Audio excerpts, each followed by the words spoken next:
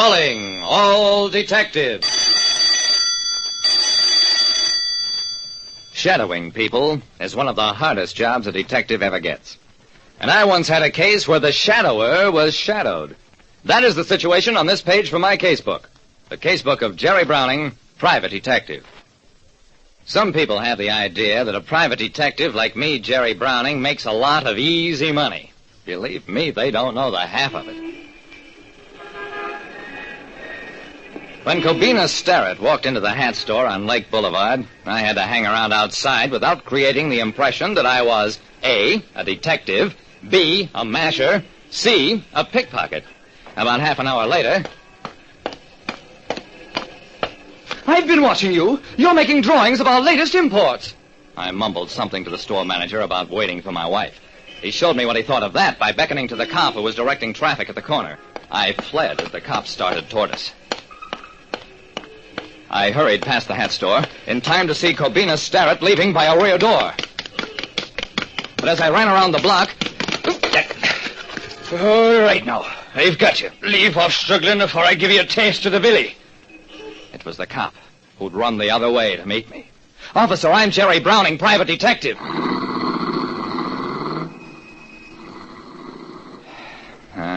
What's the use?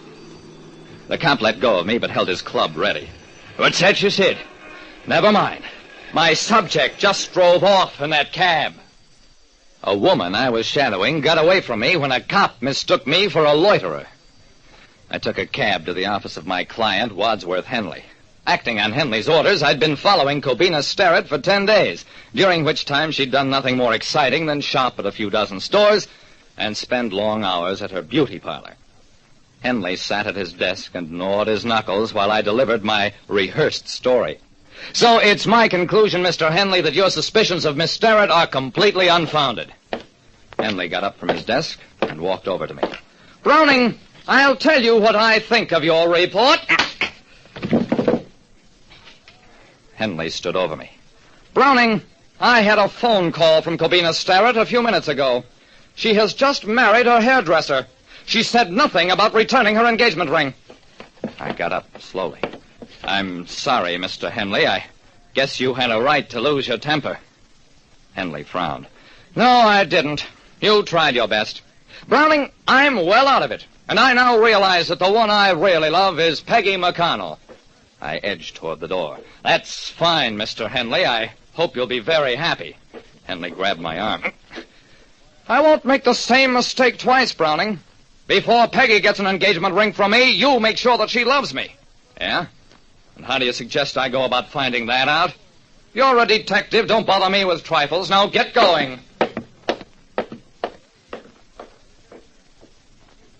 That evening, I went down to the Lido Club, where Peggy McConnell was a featured singer. After her act, I watched Peggy circulate from table to table and made a mental note to report to Henley that she was very popular. About 11 o'clock, Henley came in for a while, got a tiny share of Peggy's attention. I hung around until after the last show, then went outside and took up a position near the stage entrance. After I'd been there about an hour,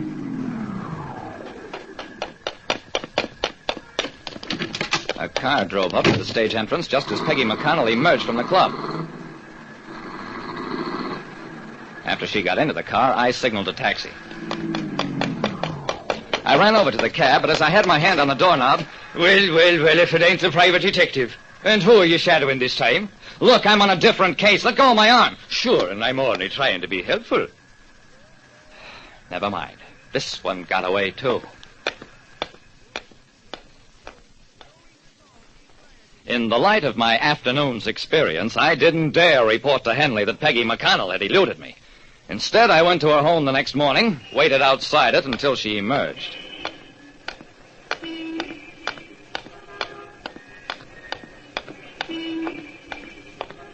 Why is it that the average woman on a shopping tour will cover approximately 18 miles in the course of any average day? That's what Peggy McConnell did. I thought it was going to be another wasted day, until... The door through which Peggy McConnell passed was at City Hall, and it was labeled Marriage License Bureau. At last, I had something to report to Henley, except that I couldn't reach him on the phone either at his office or at home. By that time, Peggy had come out of the bureau. I had to pick up a trail which led me to the Lido Club again. All during the evening, I tried to call Henley, and never did succeed in reaching him. When it became obvious that I couldn't connect with him, I decided that the least I could do for the money I was being paid was follow Peggy and let Henley be the first to know whom she was marrying. But at the stage door... You know something? I've been thinking. And what I've been thinking is that you're a peeping Tom and no detective at all. Look, officer, I'm a licensed private detective. I'll show you my license. I'll do anything if you'll only go away. I've met your kind before. You have a pocket full of fake papers and a face butter wouldn't melt on. And what I'm thinking is you're too guileful for a simple man like me. So come on down and tell it to the sergeant.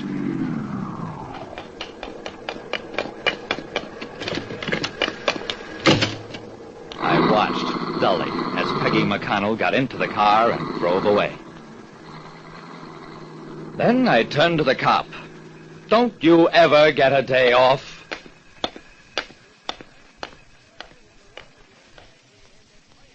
It took me about 5 minutes to identify myself at headquarters, but by then it didn't matter. The next day I went to see Henley. I had another story rehearsed this time. Mr. Henley, you were never in love with Peggy McConnell either. And it's a good thing you didn't give her an engagement ring because she's just a flirt and a heartbreaker. Browning, you're talking about my wife. I got up slowly. Didn't even try to duck in case he wanted to hit me again. But when the door opened and my nemesis, the cop, walked in, I finally understood everything. You're a good detective, Browning. But you don't have to follow me daughter Peggy around. Not while she's got her old father to look after her. Eh, son-in-law? Well, I got my $40 a day for every day I worked.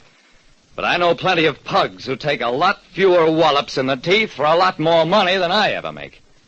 Like I said, I won't deny that there are lots harder ways of making a living than my way.